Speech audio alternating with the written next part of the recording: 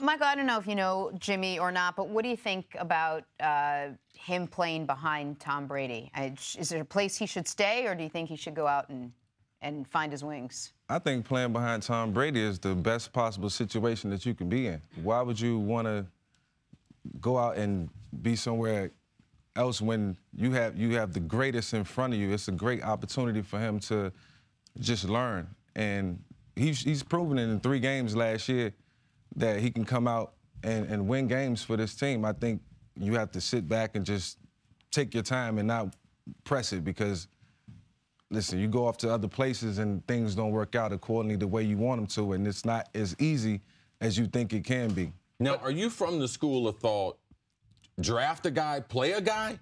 Or are you from the school of thought, depending on the situation, knowing that you were the first pick, you were Michael Vick. Yeah. I mean, you're one of the few things you knew you had to play immediately. Right. Do you think it would have helped you to potentially sit behind a great quarterback and learn NFL football? Well, I was a competitor, so I wanted to play. I wanted to be out there. I stressed to my coaches on numerous occasions, Coach, give me an opportunity to play, put me out there, just let me gain some experience. And the times that I did go out, it didn't go as well. And I was able to sit back, learn from my mistakes. I didn't have the success that Jimmy had in his first 3 games last year, but I did enough to show that I had the potential. And it got better as time went on, and towards the end of my rookie season, I proved that I can play. But it wasn't a situation where I felt like I could go out and do it early on.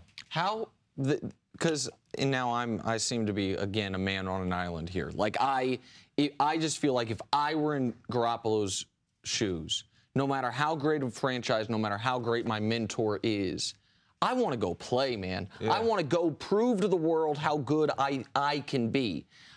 Later in your career, when you were not the starter, and maybe you didn't necessarily think, like, I know when you're backing up Big Ben, like, it's Big Ben, but there are other times where you had to look around the league and say, man, I could play there, I could start there, I could start there. How frustrating is it when you believe I am good enough to start in this league and you're not getting the opportunity to play?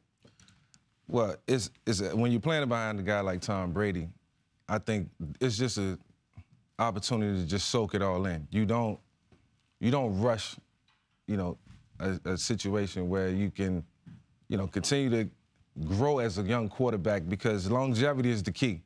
Playing 13, 14, 15 years is what you want to do.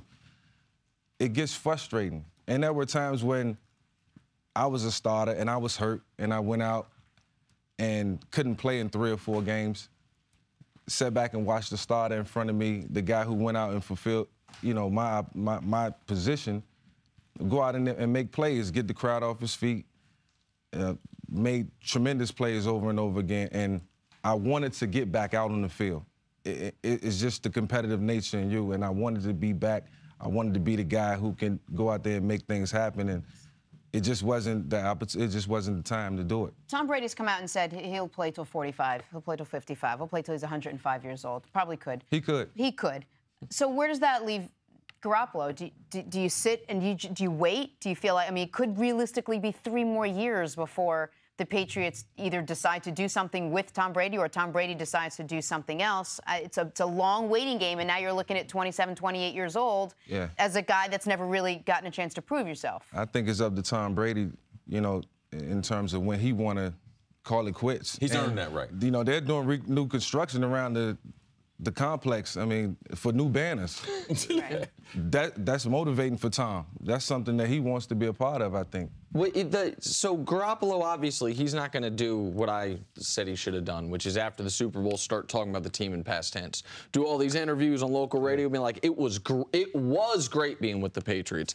I learned so much from Tom Brady to try to get to where you can be a franchise quarterback for a different team, sink or swim on your own. He didn't do that.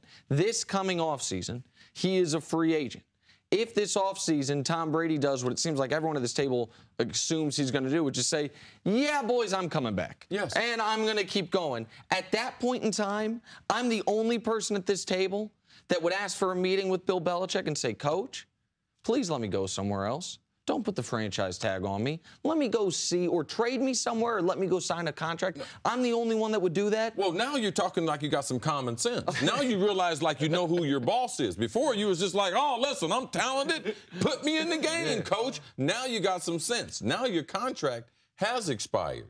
You have done what the organizations wanted you to do. You have said all the company lines. You've told it, all right? You haven't disturbed the chemistry. You haven't become a distraction to the team. So now you can have that conversation. But you're still at the mercy of the court because Bill could tell you, hey, that's nice and fine, but you're still here. Because you know what he's going to do at the end of the day? He's not going to do what's best for Garoppolo. He's going to do what's best for New England. Thanks for watching. Subscribe here to get the latest from the show. Also, be sure to check out more of the best clips from First Things First, or go watch a few segments from some of our other great shows on FS1.